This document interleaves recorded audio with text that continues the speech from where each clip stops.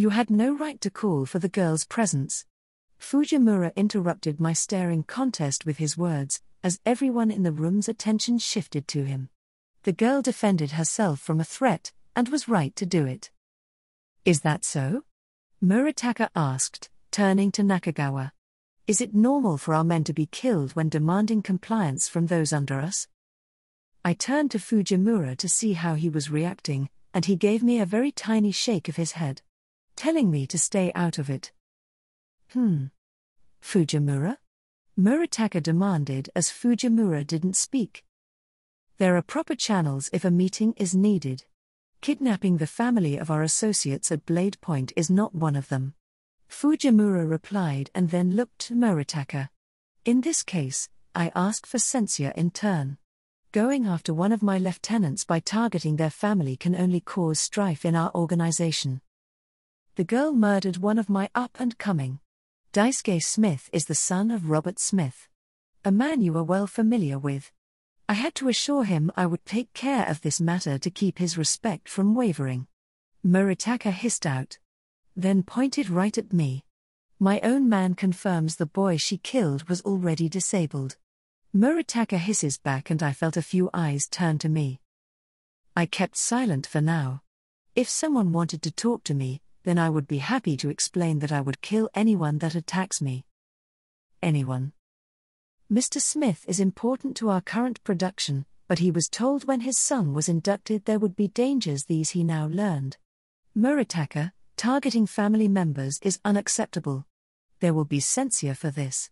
Nakagawa replied. I could see Murataka go a bit pale at the words, but his anger seemed to keep the flush to his skin lively.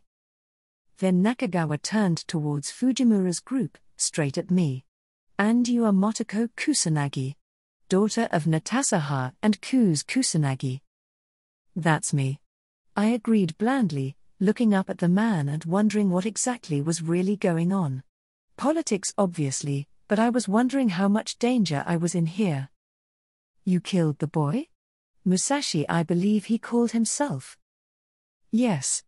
I said without hesitation, and I could see June wanting to shut me up, but I wasn't about to try and hide it. After all, the reason I was putting up with all this was to make sure I wouldn't have assassins coming after me constantly. But if I was going to have assassins anyways, it was going to be for something I did. He is the son of an important assistant to our work. Nakagawa offered, and I just stared blankly at him because that wasn't a question or anything I cared to respond to. Finally he spoke again. Do you know the cost of his life? What will need to be paid for his death? Nakagawa-sama, the Fujimura spoke, but quieted instantly as the old man held up a fan. I was asking the girl. He said, and there was silence, and so I spoke. No, I just know that I value my life more than his.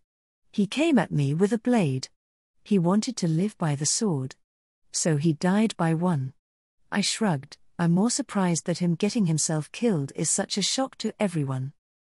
June sent me a glare at my casualness, and it wasn't the only glare I received across the room. Murataka seemed to be pissed as well. Fujimura then sat up, a signal that he wished to speak, and Nakagawa lowered his fan. Motoko Kusanagi was involved in this entire situation as an attempt to blackmail one of my men. As you all see, even after this attempt was a failure, I brought both with me for this meeting. If a meeting had been called, Junikiru would have come as his duty. The girl is a family member, and not a soldier. She should never have been involved. I ask for acceptance in her defending herself in this situation. You dare? Murataka called, but Nakagawa raised his fan. Her defense of her life is not my concern. The death of Musashi is. Punishment will be meted out. Nakagawa spoke. But that is still secondary to the problem that brings us here today. Kizaru Murataka, and the assassin. Nakagawa-sama. I asked that any punishment that would be placed upon Motoko be placed upon me instead. As her older brother, I am responsible for any of her actions. June suddenly spoke up as he fell into a deep bow while sitting, and I felt myself frowning. The room was silent for a moment, and I noticed Fujimura didn't look happy either. I think that will be acceptable. Murataka suddenly said, surprising all of us. The girl's mistake is her brother's in truth. I believe we can convince Mr. Smith we acted appropriately to punish the one that cost him his son's life. What? That made no fucking sense to anyone. Why would June pay for this bullshit? I glanced over and noticed Fujimura looked pissed. The glare that went between Fujimura and Murataka made me realize what was really happening. Murataka was trying to hit Fujimura. June and I were just in the crossfire. We were being used as pawns to damage Fujimura, either his reputation or his power base. This whole thing was literally just Yakuza politics. I was going to murder that man, but first I had to figure out how to get June out of this without a punishment he wouldn't survive. I disagree. A voice called and everyone turned to another side of the room. If Fujimura and Murataka had their own little faction groups, then this guy was in charge of another. But I recognized him? Where did I know this guy from? Okina Dono. The boy Junikiru and his sister both have proven themselves before. I owe my life to both of them. I believe this situation has gotten out of hand. Perhaps punishment can be put aside as simply the folly of youth. No harm was intended. Only self-protection. The man offered casually and I could see the heated glare Murataka sent him. I blinked. Okina? Where? It was Sushi Boss. The Tiger Claw boss June and I saved from the Edgerunner Borg that we both had to work together to take out. Holy shit. He looked over and gave me a small tilt of his head, and I was actually kind of blown away. A Tiger Claw boss that actually remembers a favor he owed to someone? Completely unexpected. Nakagawa nodded at the man's speech. I will take it under consideration. For now, Fujimura. You were placed to hunt down this assassin. Why is he still at large? Forgive me, Nakagawa-sama. I did hunt him down, but his trail grows cold with a connection to 6th Street. I informed Ichida-sama about this just yesterday. We were discussing what should be done considering the involvement of an enemy. Is this true? Nakagawa asked, turning to one of the men closest to him. Dressed in an actual red suit and not Japanese formal wear. It is Nakagawa-sama. The matter would have been on today's docket. I could practically hear Murataka's teeth grinding as Fujimura proved he had been doing his job hunting Yuto. Then we will stand aside. A voice yelled from the entranceway, and everyone went for their weapons before finally a form walked into the main room. I blinked. Dressed in a very fancy kimono, hair done up in an elaborate style, was none other than Hayato. Wow. She cleaned up nicely. I had to admit that the elegant look suited her. Well, maybe not the angry face, but the rest of her sure. Okay, maybe the angry face was cute too. 10/10 angry Yakuza princess. But what was she doing here? Hayato, what is the meaning of this? Nakagawa went utterly silent as not only Hayato entered, but so did Wakako. I blinked. What? I had the same feeling you got when you saw your teacher outside of the classroom. Something about this was wrong. Wakako was best when she was sitting in a scummy pachinko parlor smoking up a storm, and watching midday TV. Father. I demand an explanation for this. Hayato spoke clearly but faster than perfectly normal. She was obviously upset, but while Hayato was talking everyone was looking at Wakako. Mother? I heard whispered aloud from more than one man in the room. I blinked because the Ichida guy had also said something similar. So he was one of Wakako's sons. I blinked, remembering that Wakako had like 9 children. I got the feeling more than a few of them were in this room. And wait. Did Nakagawa just call Wakako mother-in-law? But if Wakako was mother-in-law, what did that make Hayato? I looked at my friend. Huh. That was about the same moment said friend noticed me, blinked once, and a myriad of reactions all ran through her face before she seemingly couldn't stop herself. Motoko?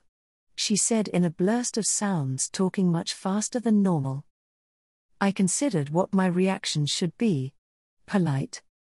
"Nah, sup Hayato," I offered with a raised hand, greeting her happily. I got a report that you caused trouble." Waikiko interrupted before Hayato could respond, as she walked over, walking right past the still confused-looking Hayato as she approached me. "I just defended myself," I responded back a little darkly. I was getting pretty done with everyone blaming me for not letting some arrogant little shit kidnap me. "Is that why my son-in-law dragged you here? Because you killed Daisuke Smith?" She seemed to ponder the crowd. Then to my surprise she reached out and patted my shoulder. "I can already see what is happening here. Son-in-law, there seems to be some confusion, so let me clear it. Motoko Kusanagi works for me," Waikiko said bluntly, and the room went silent at her proclamation. Murataka, I noticed, looked pretty irritated, but said nothing in response. "The girl works for you? Truly?" Nakagawa asked. "She does," Waikiko said in a tone of voice that was very evident she was wondering why he was questioning her. "But that still doesn't explain this interruption." He seemed to grumble, looking at Waikiko and Hayato. "Hayato, you should have been here an hour ago." "I would have been farther if not," she trailed off in a splurge of word vomit, her face red, telling me she was very irritated. Before she paused, took a breath and continued. "If not for the message that I was given that requested my presence at home. When I arrived, there was nothing happening, and I was hurried away by my guards. I called grandmother to try and figure out what was going on," Hayato explained, and Nakagawa looked less than pleased as he turned to Waikiko. "The message was sent from a burner account. More interesting is where my granddaughter was when the message came." "Tell him," Waikiko called, and Hayato looked confused. "I was at the D-Ravia dojo. I was sparring with Motoko," Hayato said slowly, her confusion for once making her speak at a normal rhythm. "You were with the girl?" Nakagawa demanded, pointing at me, and she nodded. "Yes. Motoko is my sparring partner now. John introduced her, and set us together. She challenges me well." Then Hayato looked from Nakagawa, to Waikiko, to me. "I was with Motoko, and she is now here." "Motoko, what happened after I left?" she demanded from me instantly. So I shrugged. "I took a shower to wash up and left the dojo. On my way out, Musashi and a bunch of his punks jumped me. They were trying to kidnap me. So I killed them." "Musashi? I saw Musashi as I left. Are you telling me this message was from him? Did that pathetic fool send me on a wild chase just to get to you?" Hayato sounded pissed as she spoke. She turned to her father. Holy shit. That was her father. Hayato was literally the Tiger Claw princess. I mean, I had called her the Yakuza princess, but she literally was. I really hope no one found out that I punched her in the face pretty often. "Father." Nakagawa raised a fan and she fell silent. "Mother-in-law. This girl Motoko murdered one of my lieutenants." "So?"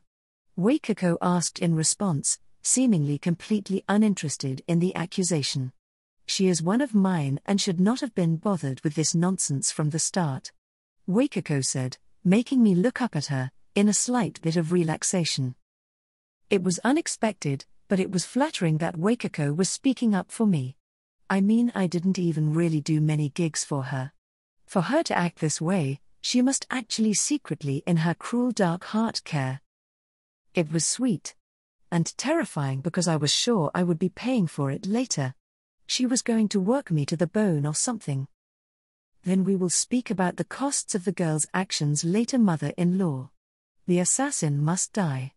Fujimura, this is your people's mistake. It is on you to fix it." Understood, Nakagawa-sama. "Good. Hayato, come with me. Mother-in-law, please join us."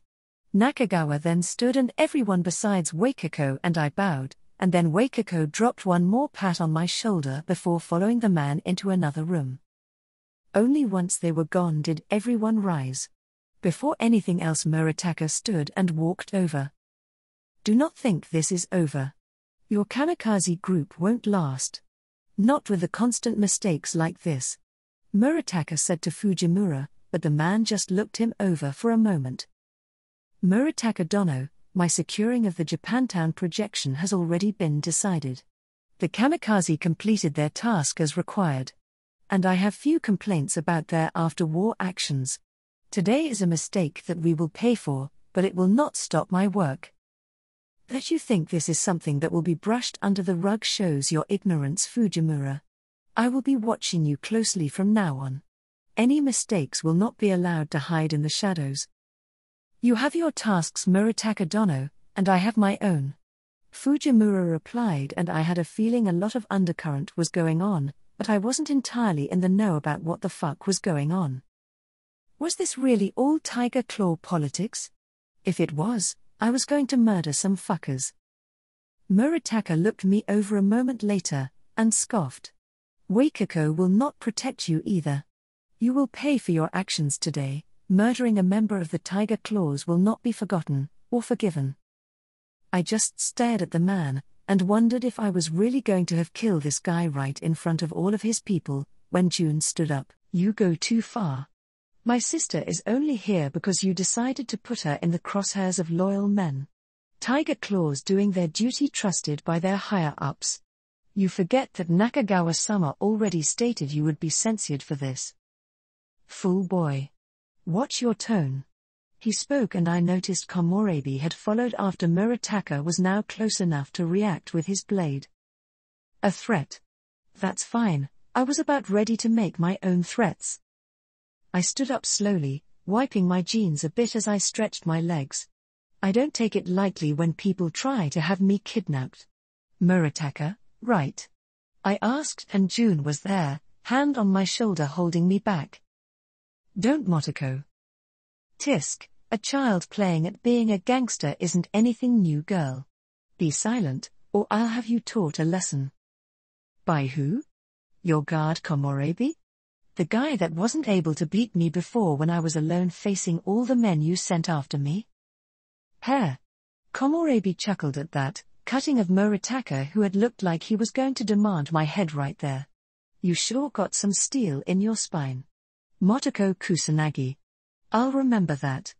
I think I'll end up crossing blades with you again. You won't. June said, then rumbling and furious. None of you will ever touch my sister. June took a step forward, but it was Fujimura that stopped him. I agree. You already face censure for getting a family member involved in our business. Perhaps I will push for a more direct punishment. My boy might have made a mistake in not stopping the assassin, but he is just a boy. Well known for making mistakes, what man in this room hasn't when he was that age? But you? Men our age don't make mistakes. You flaunt your disrespect of the rules blatantly. Watch your mouth, Fujimura. Watch it close. You may be high after the tiff between the maelstrom, but you are not at my level yet. The whole place shifted when a door opened and out came Nakagawa. I see my men are getting along. He spoke coolly after a moment, receiving bows from everyone as he walked closer. Fujimura, I want this issue taken care of. Yes, Nakagawa-sama. Murataka, allow Fujimura and his boys to clean up their mess with no further issue. My sympathy to your son's injuries. I am glad he is still alive. He is strong. An assassin will not be his end. Murataka said with sudden confidence. For a moment he turned to me with a look, but he said nothing. Instead he turned to others and began speaking to everyone. Giving them orders, or asking them to assist others. The TC were mobilizing. I guess finding out an assassin targeting a higher-up's kid was with 6th Street would do that. Fujimura Dono, and Jun-kun. A voice spoke and it was Okina. He looked then to me, and offered an actual smile. And Motoko-chan. It is nice to see you. Even in these circumstances. I never got the chance to thank you for you and your brother's actions that night. I said because he was talking to me. Well, it was nothing, we were involved from the start. Perhaps, but not many would, or could have done anything. These circumstances are unpleasant, he decided on after seemingly tasting the word. But have no fear. Even without Wakako-sama, you and your brother have others behind you. Thank you, I offered, because it was actually an earnest offer. Will you need any assistance, Fujimura Dono? He asked, turning to the older man after. No, Okina Dono. I believe once we decide on a path forward through 6th Street or not, my men can handle this problem. Good. Don't hesitate to call if you need assistance. I stood there for a while as more and more conversations broke out over the room. None of it interested me. Instead, I opened my agent and made some texts to my chums. Just letting them know I was alive, and that things were okayish. As I was responding to the third text from Hiromi in our group chat of her freaking out, I noticed someone approaching. Hey Hayato. Motoko. She greeted back and looked at me for a while before seeming to firm her resolve. Come with me. I looked to June, who was distracted, and shrugged. Following her, we walked into the same room Nakagawa had entered before, and I wasn't surprised to see Wakako inside, already smoking a cigarette while sitting on a couch and looking annoyed. Good. Motoko, come sit. Hayato, child, do not frown so. This situation is irritating but no longer unstable. Yes, grandmother. That's so weird. I muttered, and Hayato turned to give me a glare while Wakako just put out her cigarette. Weird. Just. I knew Hayato for a while, and I didn't know she was your grandkid. And I've known Wakako forever. It's just weird to see you both together, and to know you are related. I answered, and Wakako just scoffed, obviously uninterested in dealing with my nonsense, while Hayato huffed. I told you who I was. You never told me you were Wakako's grandkid. I denied, laughing, cause she really hadn't. My name? Hayato Nakagawa. Nakagawa. She growled out, enunciating each syllable. I looked at her blankly for a minute before I chuckled out a laugh. Hayato, I didn't know the leader of the Tiger Claws was named Nakagawa until like 20 minutes ago. How? Everyone knows that. I just shrugged. I didn't. Then why did you agree to spar with me? 'Cause you're fun to fight? I didn't have a lot of practice against someone using a Keren, and it's kinda nice to fight someone my own age and stuff, you know. My words had an odd effect on Hayato, who looked flushed for a moment before seemingly growing angry. You're an idiot. Little rude. I mumbled, but that only set her off more. I can't believe someone so stupid is able to challenge me. This shouldn't be possible. You're too stupid to be this skilled. Super rude. I added. Hayato. Wakako offered, and Hayato went silent. You are allowing your emotions to overcome you, dear. Breathe, you should apologize. Motoko is an idiot, but it's rude to tell someone that to their face. Is this gang up on Motoko Day? First Musashi and his group, then this whole bullshit, and now you too? I grumbled at the two, but Wakako just gave me a look telling me she was very amused to be able to torture me, and Hayato, while not amused, didn't seem to disagree. Fuck, they were related. You really didn't know that I?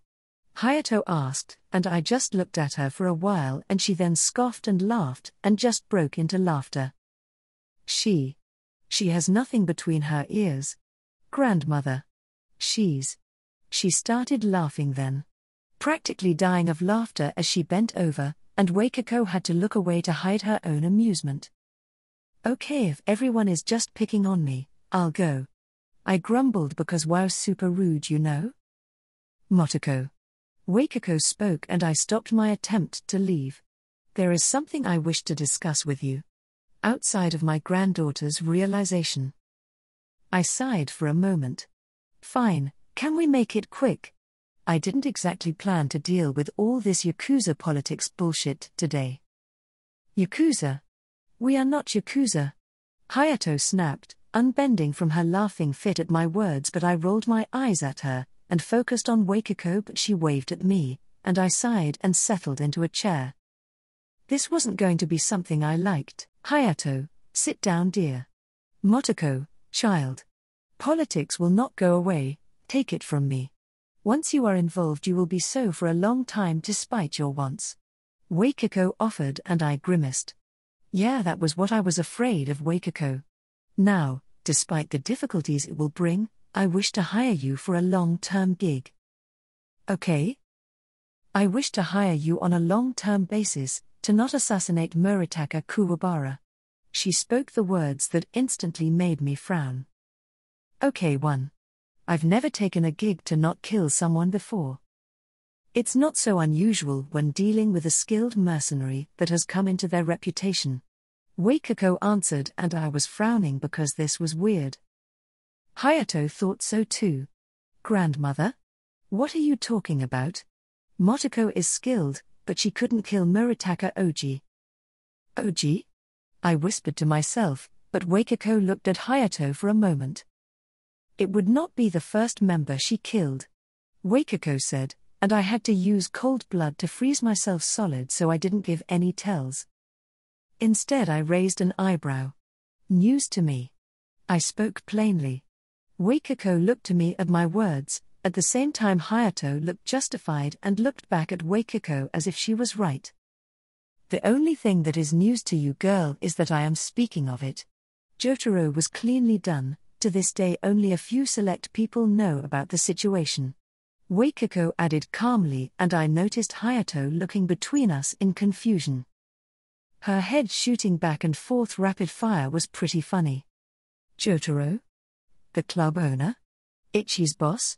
I questioned, purposefully acting confused, controlling my emotions to fake it, but Waikiko just smiled at me, as if she didn't believe me at all. Hayato, though, was looking between the two of us confused. Grandmother? Motoko Kusanagi is a very competent killer granddaughter. An assassin by trade, in fact. If she sets her mind to it, I have no doubt that Murataka will die. The room was silent for a moment. I am an assassin, yes. I said, more for Hayato's confused look than anything. But that has nothing to do with Jotaro, which I was definitely not involved with. I have an alibi. Of course, I am sure it is quite solid. Waikiko offered casually. The issue has long been resolved, and assumptions on who did it have spread. None expect the teenaged assassin I employ from time to time. Nor will they. Waikiko added, waving a hand and sending the smoke of her cigarette swirling. Good. I said back, a little defensive, cause I really didn't need more shit. You are an assassin? Hayato asked, the surprise in her voice making me focus on her. Sometimes. I answered Hayato's question with a shrug. I mean, technically I prefer to think of myself as an infiltrator. I like sneaking into places, but killing someone after sneaking up on them is kind of Assassin 101. Hayato looked at me. Up and down, and her face shifted into a look of disbelief. Hey! That's rude. What part of me makes you think I'm not an assassin? Waikiko, you tell her. I demanded, getting a little outraged about the disbelief on Hayato's face. Waikiko just rolled her eyes, ignoring me, and then snapped. Focus. I am hiring you for a job. I tilted my head at her. One condition. I demanded, and Waikiko nodded as if it was expected. June stays safe. If Murataka leaves June alone, I'll consider the gig in place. He causes any more trouble for my brother and the bets are off. I will speak to my son-in-law. Junikiru will face no repercussions for his failure, and Murataka will settle down from his aggressive actions against Fujimura. He'll likely already be getting a talk about that. Foolish man. Waikiko grumbled, and I nodded slowly. I did want the man dead, but doing so would just cause more trouble in the long run. So if we could end any trouble now? I sighed. It sucked, killing leveled me up, but also time gave me time to kill more and get stronger. One day I'd be Adam Smasher. Able to simply kill anyone I please without considering repercussions, but I wasn't that yet. Okay, fine. Deal. I'll let him live. Let him. Hayato continued to sound disbelieving about my skills, which kind of hurt, but Wakako nodded. In that case, I believe your brother is already leaving. I perked up at that and decided it was time to go then. All right, Wakako. I'll leave. Thanks for helping out. I was starting to consider drastic actions, I said, and earned a glare at the very idea. Don't be a fool. You are useful, and I will not allow you to throw away your life so pointlessly. Yes. I understand. I have no intention of dying, I said to Wakako as I rolled my eyes, but I did send her an honest thankful smile as I stood. See you later, Hayato.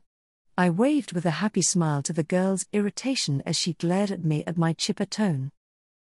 Outside I saw that Fujimura was leaving. June and Akari at his side, and I hurried over. Good. We are leaving, he said, and just rolled my hand at him because that was obvious. And we left. I collected my weapons and June was quiet as we headed down the elevator. I wish to hire you, Fujimura said suddenly, and I frowned. What is it with everyone wanting to hire me today? Maybe I'm not in the mood to take gigs for the Tiger Claws right now? Ever think of that? I grumbled, and June reached out and cuffed the back of my head. I retaliated with a swipe at him in turn. Fujimura just continued, as if June and I weren't being siblings in such close proximity to him. Yoto needs to die. Your capabilities in tracking would make this easier. Fujimura-sama.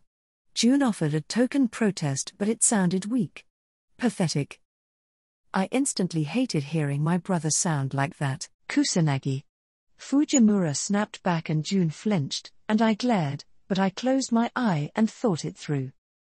I considered it. Just saying yes. I mean, I had offered to do that for June before, but this was different now. Everything was different now.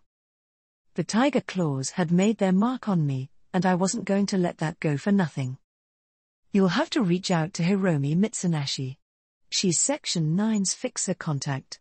She'll quote you a price. Don't expect any discounts this time, I said firmly. I could trust Hiromi to make sure this sort of thing didn't come cheap.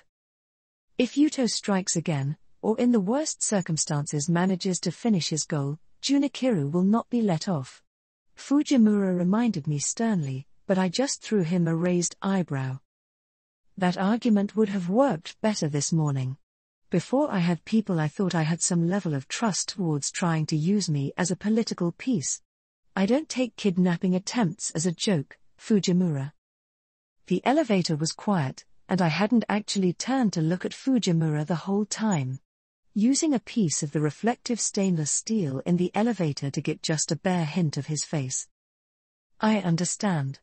You hold me to blame, and there is truth to that. But I wasn't the one that caused this.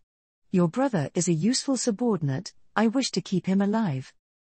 Maybe a small discount then, was what I said as the elevator opened and I walked out. Motoko? I'll talk to you later, okay June? Take care of yourself, I said. I needed some space from all of this. Motoko. Hiromi yelled as I called and noticed that all my chums were already on a line. Hey everyone, sorry about the scare. Everything got crazy for a while. Are you okay? Hiromi demanded, and I laughed as I settled into the Quadra and started driving. I wanted to get out of this TC bastion as fast as possible. I'm all right, and unhurt. I'll give you a full rundown, but Hiromi, you might get a call from June's boss Fujimura. It'll be a Section 9 job to hunt down someone. Don't hesitate to grill him a bit, but offer him a discount at the end. A small one. The gig is for June, but I'm pissed with them right now. Got it, but... Are you all together? Yeah, we met up at Hiromi's place. Considering your warning. Ichi cut in. All right. Should I head there, or should we go somewhere else? Things are calm now. My rents are out, so come over Motoko. Besides, it's safe here, so I want you here. All right. Since I'm driving, let me give you a rundown of what happened. Is that new? Yeah, the rents always buy new entertainment systems. I don't use them much. Hiromi said, and I chuckled because they were certainly getting some use now. Ichi and Malcolm were both playing some VR game. I can't believe they would do that. Hiromi vented at me as I followed her inside. How dare they? Well, the gonks that tried it are either dead, or in a lot of pain, and the one in charge. Well, I can't touch them. So I'm just ignoring it. I got a message from Fujimura already. Hiromi added as I walked over and flopped onto the couch. Well, you know my opinion on it. Yeah. Looks like we'll need to do some hunting, but it's very likely, if Yuto is with 6th Street right now, that we are going to be the ones to take him out.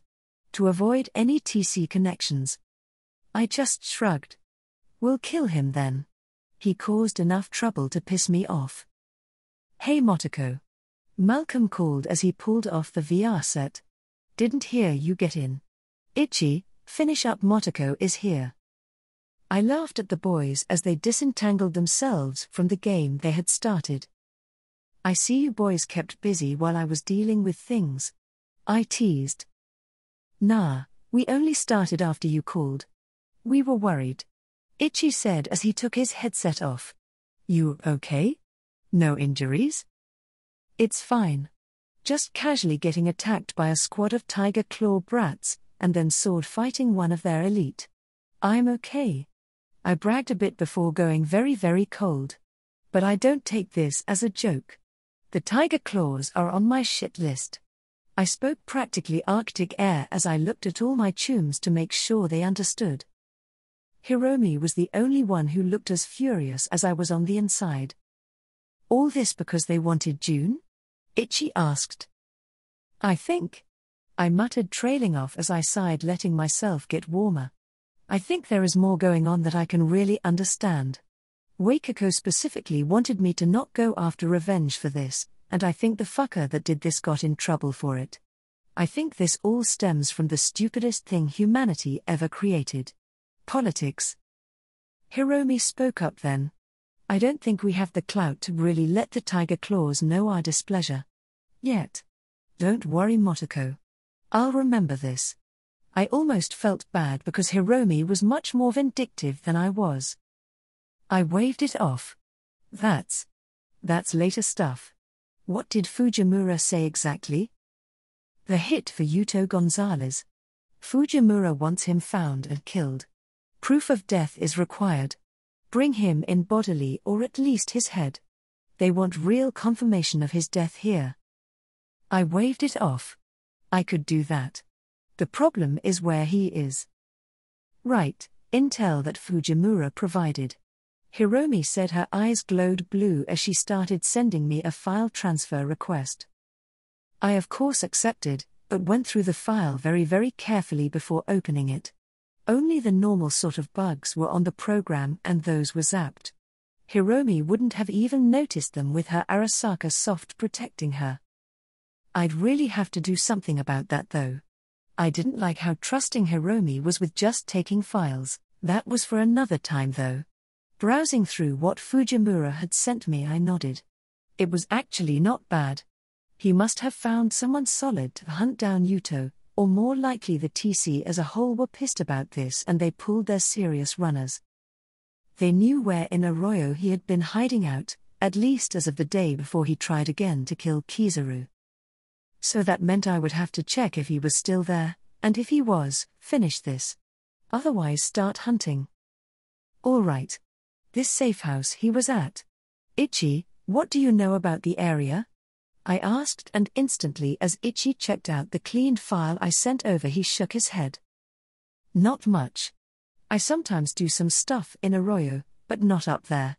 Rancho Coronado is Mega 6th Saint territory.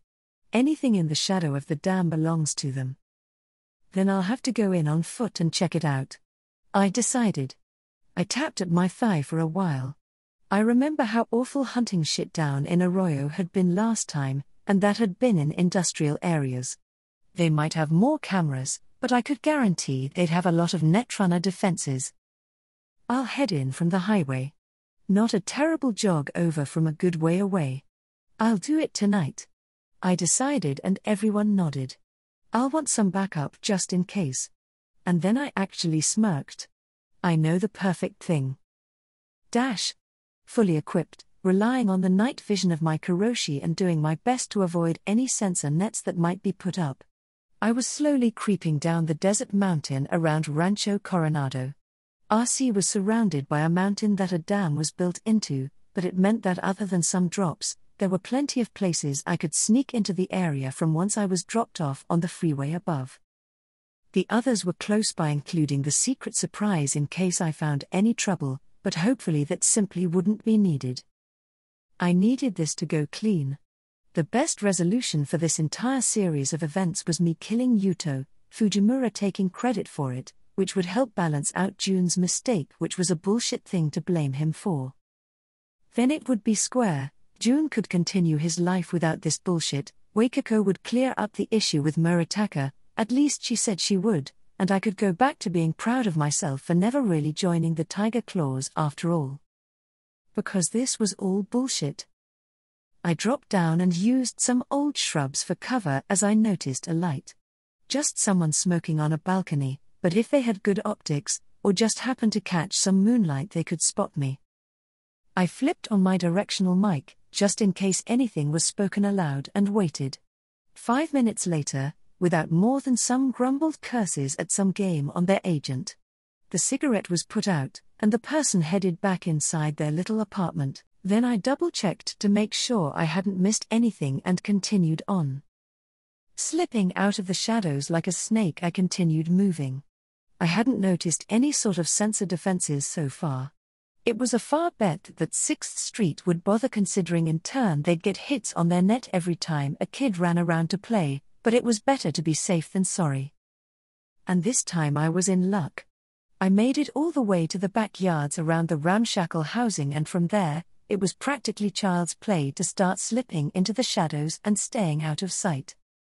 Luckily Yuto had been hiding out in one of the basement sections along the outer street. At least if the intel was good, and I wasn't going to walk into an ambush or something. While there weren't a lot of people out and about on the streets this late at night, on the floors above there were small gatherings around burn barrels, and kids playing along the rooftops under the watchful eyes of their parents. The whole thing had a very run-down feeling even for Night City. For all the 6th Saint gang talked about improving neighborhoods, the fact they had fallen into drug dealing and other gang activities meant any improvement they had made to their homes had eventually dried up. It was sad. I kept moving, making sure to hide not just in the shadows, but behind objects as well. The quality of optics in the area could be terrible, or ex-special forces depending on who is around. So I took it slow and careful and made my way to the building that Yuto might be in. Crawling on the ground wasn't fun. But it did make use of the 2-foot wall that bordered the building just before Yuto, so I was crawling along when I heard a noise that wasn't odd anywhere else, but was here. A vehicle. I laid lower, blending in with a bunch of garbage, which was gross, but it let me break up my outline even more as I felt something approaching. The noise of the truck marked it as something big. I heard it getting closer and closer, and just really didn't want it to be some pickup for Yuto or something, but then it came right past me, and then kept going, towards the other side of the block. I peeked up and narrowed my eyes as a horde of 6th guys climbed out and headed into one of the harp blocks. Eventually everything went quiet again. Whatever that was, it wasn't for me. I moved on. I didn't head directly for the stairs leading down into the basement area, instead I crawled around the outside of the building looking for any windows into the basement, or something. Other than one window that was completely covered, there was nothing. Irritated at the failed attempt, I headed back towards the basement stairs. Giving it a slow approach, I kept an eye on the roofs around the building so no one would accidentally see, and then slowly slipped down the stairs. Brutal concrete stairways were actually good for hiding, as the light that should have shined down on the stairs was long burned out, or broken. I approached the bottom, and there was a monstrous steel door. Armored and secured, and I glared as I realized this might take a while. I quickly scanned it through and realized with a relief that it had electronic security. If it had been an old-style key, or worse relying on someone on the other side to open it, this could have gotten irritating. I found the security pad and hummed. Militech base, slightly modified, but old even so. With a moment's work I popped open the metal front and looked into its guts, careful not to let it separate too much or else a wire might come loose and send an alert. Carefully taking my knife I slipped it into the gap, careful not to cut anything wrong, and slipped it in deep. Until the tip touched one of the connections deep inside. With my other hand, I licked my thumb and awkwardly slipped it in, until my thumb touched another connection, and then I tapped my knife against my thumb for just a second. I heard the security lock release, and pulled my knife free and resecured the security case. With a bit of work I quietly slipped the security door open, and moved inside, Copperhead brought up leading my way. The hallway inside was dark, but quickly opened into one massive basement that had been converted into a studio apartment. The open space had a few couches around, an entertainment system, and a bed in the corner. But otherwise it was empty. I hugged the walls before checking the one other door in the room, but it was a bathroom, and was also empty. So where was Yuto? The room had no signs of where he could have gone at a glance. So I started digging. Buck a slice box on the table, along with some half-drained brosf. No easy laptops, or security systems to hack into. I checked around the bed, but didn't find anything obvious. Just old bedding that hadn't been made. I explored the whole room without finding anything. Honestly, it didn't look like Yuto had been here at all. I narrowed my eyes. It was always possible this was a trap, or at least bad intel. I hadn't gathered it myself after all. Finally I gave up finding any clues and was about to head out when I heard it. Footsteps on concrete. Looking around I realized there weren't any good hiding places in the mostly bare room. The entire place was too open. Then I looked up. A moment later I leapt up into the ceiling, where old pipes and AC vents spiderwebbed across. With a bit of work I wedged myself inside, and went quiet. Time to see who was visiting.